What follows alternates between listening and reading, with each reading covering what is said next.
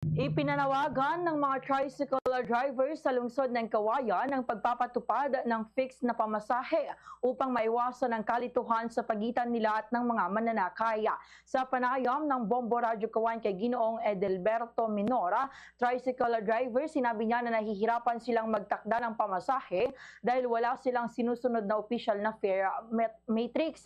Dahil dito nagiging sanhi umano ito ng pagtatalo at hindi magandang pakikitungo mula sa mga pasahero. May mga pagkakataon din anya na nasusungitan sila lalo na kung hindi tugma ang kanilang singil sa inaasahang pamasahe ng mga pasahero. Dahil sa mga ganitong sitwasyon, napipilitan na lamang umano silang tanggapin kahit maliit na halaga ng bayad.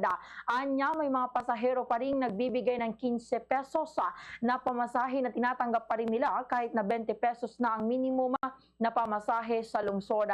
Dahil dito ay umaasang mga tricycle driver na mabibigyan ng solusyon ang kanilang hinaing sa pamamagitan ng paglalabas ng malinaw at patas na fare matrix na magsisilbing gabay sa mga namamasada at ng pasahero. Ganito ang bahagi ng pahayag ni Ginoong Edelberto Minora. Ang hinihingi lang namin, meron na yung talagang fix na pamasahe para hindi naman kami matakot na sumingil ng 25 gano'n. Kasi pag overcharge ka naman, ma'am, siyempre kinukon yung numero mo, binubuli ka. Siyempre tatakot ka rin, ma'am.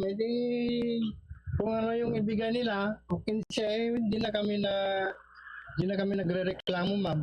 Fast sa Radyo Bombo!